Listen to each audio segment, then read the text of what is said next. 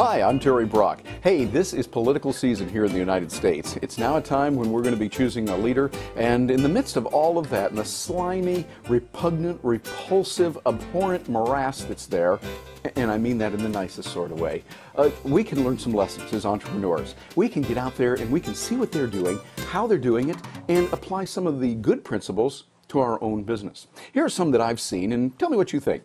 One is looking at Web 2.0. See, it's not just about being on the web. It's about being in Web 2.0. And the key difference there is interactivity.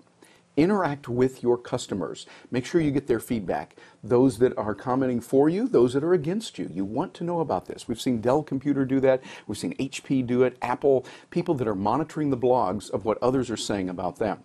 You'll want to do this, and it'll give you a competitive advantage. Learn what's important to your customer and play to their needs. Now, it's classic in politics that people will play different themes to different audiences. For instance, if they're speaking in Ohio or Michigan where unions are strong, they talk about the union and we want to stop this foreign labor and stuff here in the United States. Well, we see that they're talking about different things. They come down here to Florida, Texas, California, Arizona, and they're talking about the immigration issue. And so we find that you've got to tailor your message to the audience. Doesn't mean that you change, but I think what you've got to do is maintain a consistent image, but you have different facets of it. So that in one place you're talking about this that you feel strongly about, another might be a different one. For instance, you might be a person who plays a piano, but also you have a family. So you love your family, you also love playing the piano. Doesn't mean that you're inconsistent when you're working with either one. What it does mean is that you're able to pull from different areas of your life as an entrepreneur and be able to relate to people as neuro-linguistic programming in NLP has shown us to do before. So make sure that you can connect with people in different areas. And very important, you want to build relationships at both the wholesale and the retail level. At the retail level, that means you're out there shaking hands, seeing people one-on-one, calling them up. We're seeing that now with people that are looking for the super delegates. They want those that are going to make the deals in the back smoke-filled rooms and the ones that really have the power. And so they're talking with them one-on-one. They go out and they see people. They're kissing babies. They're shaking hands and all those things. Or shaking babies and kissing hands. I don't know. But you can do both. But then you also have the wholesale side. The wholesale side means that you're looking at how you can reach people that are likely to vote for you on a mass scale. You have a different persona. One will be on camera, the other one is going to be something that you'll see one-on-one. And notice how the candidates handle that. What you want to see is consistency, and that's the thing that you and I have to have in business. If we say something that is a fabrication, shall we say, we'll be found out and people will hit us very hard because we are up for election every day. In business, it's election day, every day. They vote with their dollars, and if they don't like what you're doing, they'll go over to the competition. Competition is saying, hey, we're right here, we can help you out. And so you want to make sure that it's something consistent all the way through, both at the wholesale and the retail level, when you're working with business as in politics. You've heard me say it before, you need to have a compelling message. Creating compelling content is so important when you're getting information out. This is particularly true if you are an information service provider. And when you think about it, most any profession is. If you're a chiropractor, you're providing information. You need to show people how you can do certain things. If you're a medical doctor, you want to show them those things. If you're an accountant, a dentist, if you're a professional speaker, a consultant, a coach, you're taking information that you have and disseminating it to others, exchanging your information in the form of products, in the form of time, and helping others to make their lives better, in turn for them giving you cash. And so you want to make sure that as you're doing this, you've got a consistent formula that is compelling for them, something they want, not just what you think is great, but base it on what others are saying. Base it on where their need is. Michael LeBoeuf said it very well. Follow the pain. Find the pain that others are experiencing and then go after that. As you do that, you're going to be able to meet their needs and help them. And here's one that's being vividly driven home in this campaign. Public speaking is critical.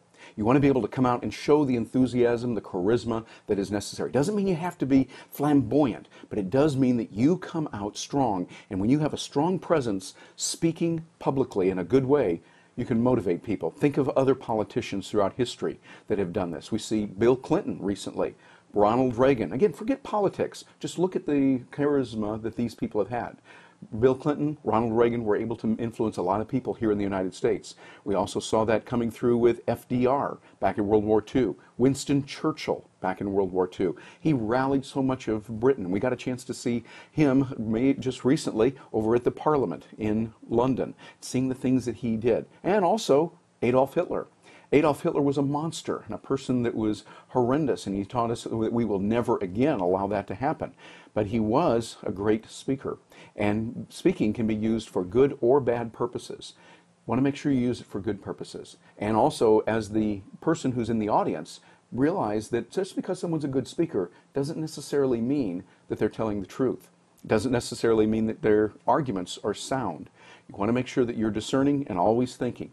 But being a good public speaker, presenting very well, is very important. Learn these skills. It's one of the most powerful marketing tools you can have in your business.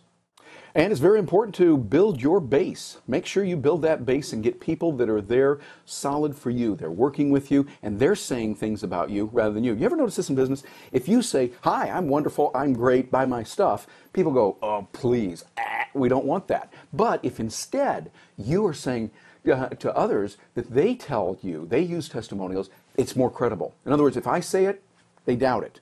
But if somebody else says it, someone else's, people will believe it more. All the more important to get testimonials. The written testimonials are great, but hey, even better today, welcome to the 21st century, video testimonials. Get these, capture them, and get people working with you. With a small camcorder today, you can do a lot of things like that, don't you think? As a matter of fact, yes, I think so. And also for the 21st century, track what's going on. They use pollsters in politics. They're always checking to see what people want, what the different groups are interested in. You and I should do the same thing, and we can do it on our websites with tools like Web Trends, like Google Analytics. You can track what is going on. There are a lot of tools out there that do a wonderful job with it. Get one or more and track what is happening. Don't just think, "Well, I feel that we ought to do this." Well, that's nice. We'll pat you on the head and go, "Yeah, that's real good, Sparky." What matters is what's really happening.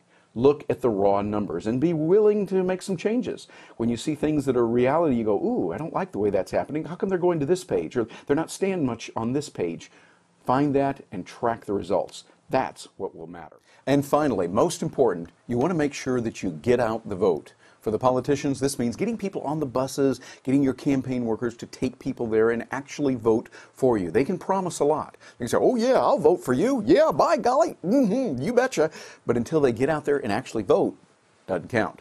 And same thing for you and me in business. Until people say, "Yes, here's my credit card, here's my cash, here are the actual dollars, money, yen, euros, pound sterling, whatever you're going to use that you consider fungible currency," when they pay for it, that's what matters. So you got to follow through. The difference, however, between the politicians and you and me is that we have election day every day.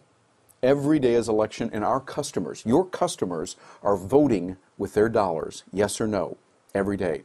And that means we have to continually remain vigilant. We have to continually provide good quality service, good quality products that people will value, that they determine what is valuable, not just what we think is valuable. Hey, we've got some ways to help you to learn how to increase your marketing more effectively in our online coaching program. Go to terrybrock.com and then click on the little button for the coaching program. You'll be able to read all about it. And if you have any questions, drop me an email, terry@terrybrock.com. Hey, thank you for joining me today. It's fun talking with you about this seemingly slimy subject of politics, but in the midst of that, we can find some real pearls of wisdom and some ways that we can build our own businesses by looking at what they're doing. Hey, hope you have a great day. I'll see you around.